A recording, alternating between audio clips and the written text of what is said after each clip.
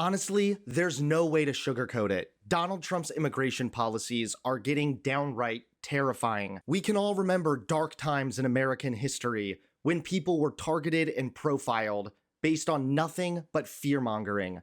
Unfortunately, this is exactly what Trump is doing now. However, there's a dark twist as to why all of this may be.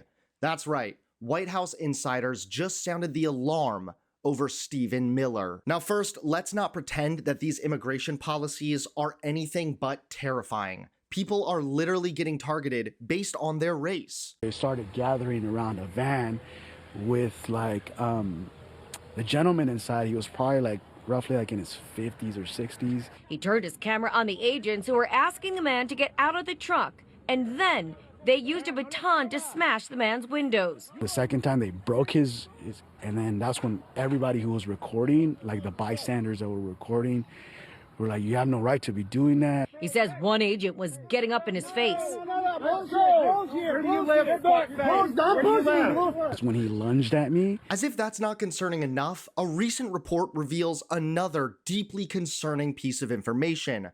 A Utah student was recently detained after ICE gained secret access to Colorado deputies' Signal chat. So the Colorado County Sheriff's Office deputy pulled over a University of Utah student during a traffic stop earlier this month. Then they let her go with a warning.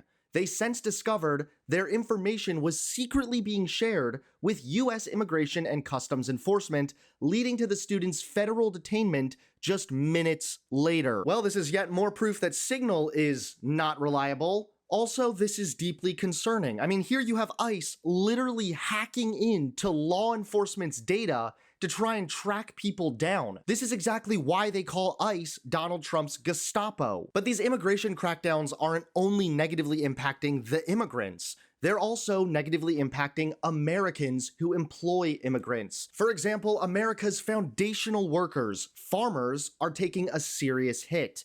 They quit after a few hours. Farmers admit they can't find American workers. Now, farmers, many of whom supported Trump, are being left to scramble for workers, of which there are few to choose from, and worried about their future. Other farmers have been lamenting that they can't depend on American citizens for manpower. Quote, I've employed Americans and they quit after a few days. They quit after a few hours, even. Conservatives tell us that immigrants are lazy, yet ICE continuously is raiding workplaces. But there's a dark twist as to why Donald Trump's immigration policies are so extreme this time around. And it's all because of Stephen Miller. That's right. Recently, White House insiders sounded the alarm, and it's raised many concerning questions, primarily who exactly is controlling Donald Trump? Who's really in charge of Donald Trump's White House? Because according to insiders, it's not Trump, it's Stephen Miller. A bombshell new report from the Wall Street Journal reveals that Miller has quietly become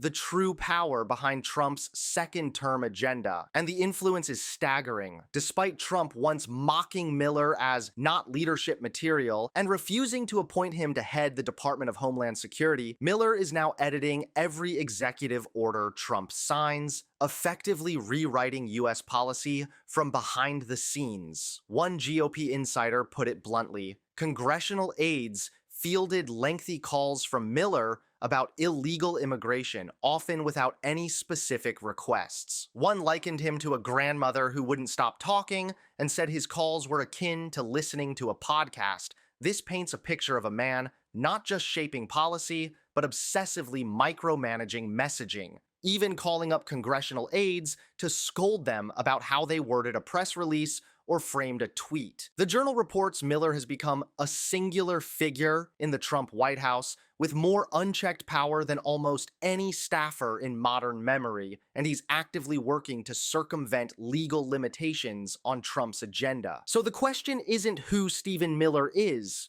The real question is, who's controlling the presidency? Trump, or the man whispering in his ear and rewriting the laws behind the curtain? So let me get this straight. Trump claims Stephen Miller wasn't leadership material, then all of a sudden he allows Stephen Miller to have an unprecedented level of control and leadership? At the end of the day, this is exactly what happens when you put Voldemort in charge of immigration. Workers suffer, immigrants suffer and Americans suffer.